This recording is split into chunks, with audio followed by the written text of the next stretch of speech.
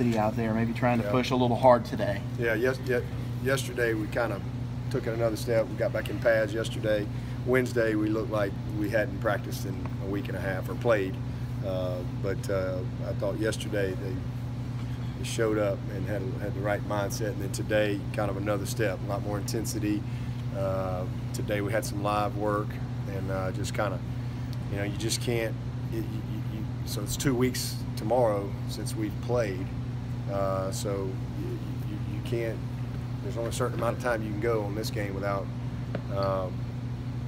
putting your pads on somebody, and there's a certain mindset that you have to have, and you can't just show up and get that. It has to be prepared for and created in practice. So this is just kind of where we are in our phase of preparation.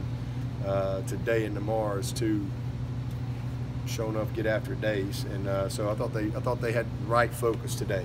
They knew exactly the type of practice that we were going to have, and the type of work we needed to get, and so it was good energy, good intensity, really all the way through. And then we've been getting our conditioning, kind of making sure we're back where we need to be there. Tomorrow will be another very physical day. We'll do a couple different drills, and then we'll do some 2-minute live at the end. Just get full speed decision making there on both sides, and but we're getting a lot of team pass, some good on good inside, and one-on-ones and all that stuff, but also good Notre Dame prep, and then we've got today's our first full day of JV. We kind of take the first couple days and kind of teach and get them ready a little bit, because a lot of those guys, like I said, have been scout team all year. And we got a lot of guys that are good players that are going to have bigger roles next year. That we've got it's a great opportunity to get them some really good one-on-one work with everybody else out of the way. So we got that process going, and today we'll get into kind of a full little JV schedule with them, and then same thing tomorrow. And like I said, that'll go all the way through Wednesday. Sunday we'll meet. Kind of be more of a mental day, slow things down, teach, work on a little bit more of our installation, and then Monday morning we'll be back on the field, have meetings early, and then kind of have a jog through type practice, and then another Tuesday type practice on Tuesday, kind of like we're having today and tomorrow. So I think we got a good plan, a good mixture, and then we'll have another full week once we get down to the bowl site.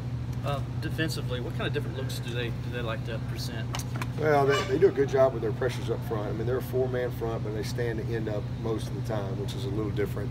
Because you could easily think, well, they're an odd front, but they're mostly a 4-man front.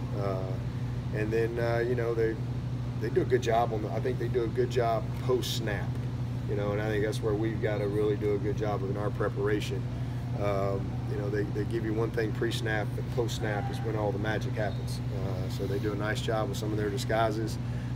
They play a lot of one safety, but they have different techniques with how they do that. Sometimes they line up in it and they play it. Sometimes they end up in it.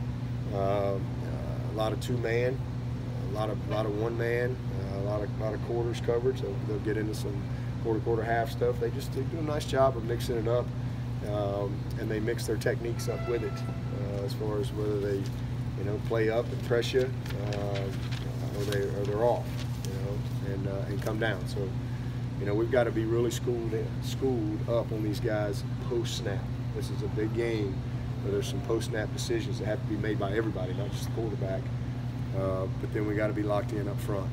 They do a nice job. This is the best D-line we've played across the board, and they do a nice job of scheming up your protections and things like that. So we got a good plan coming together. I feel good about it.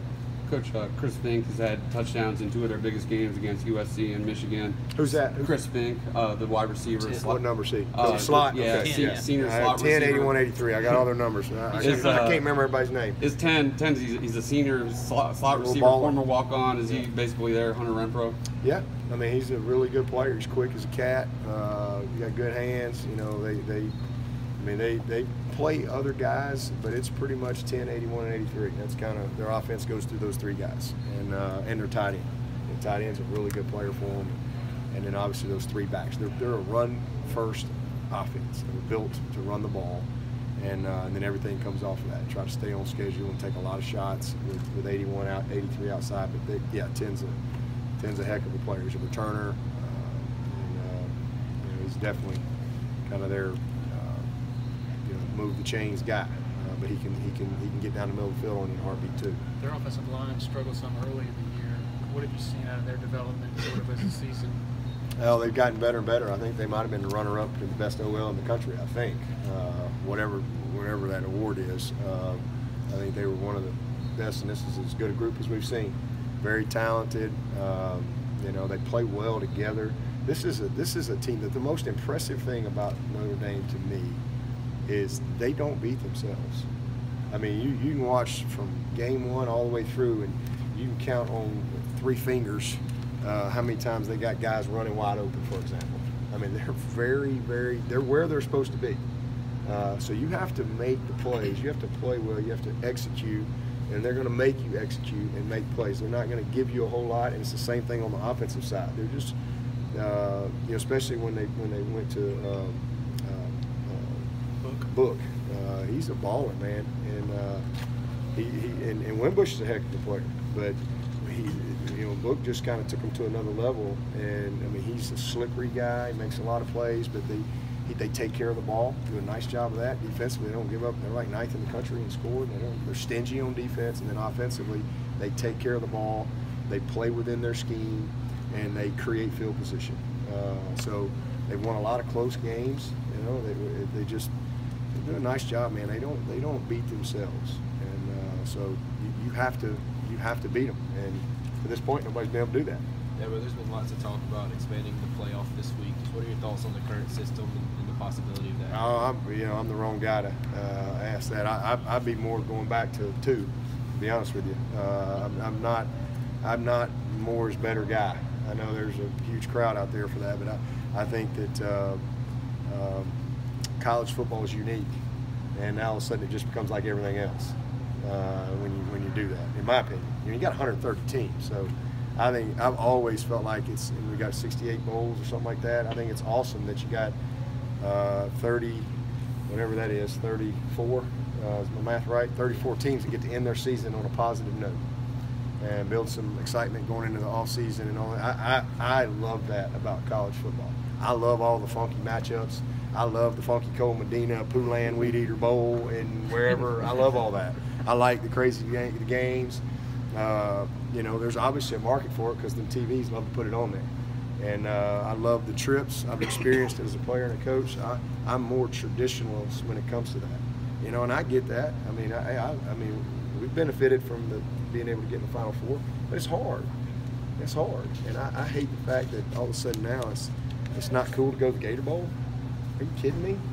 And I don't like that mindset. I think the more you expand, the more that becomes. And again, I know that falls on a lot of deaf ears and all that, but I'm just telling you, it doesn't mean I'm right. That's just my opinion.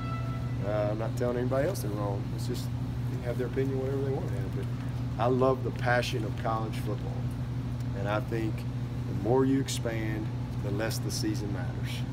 It just don't matter. And now all of a sudden, we're in the playoffs, and it doesn't matter if you're 9-3 or 8-4. You're in the playoffs, and so who cares? Games don't matter anymore. Some of the games you don't even play them. You just sit everybody. I think that would creep in more and more. So I don't get a vote. That's my opinion. But whatever, if we expand, I'll embrace that. We'll rock and roll. I love my job. I love what I do. I'll embrace whatever people who make those decisions say. Because I don't make those decisions. I just abide by the rules and go do it. But I've always believed in that. Coach, this is the second straight year your opponent in the semifinal didn't play in a conference championship game.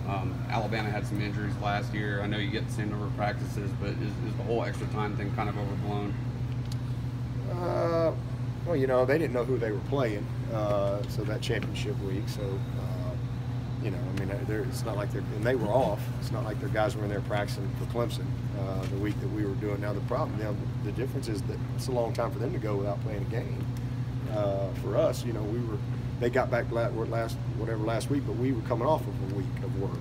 So, you know, I think, yeah, it's probably overblown. It's more just both teams are going to get ready. Both teams are who they are, and you just got to play well on that day.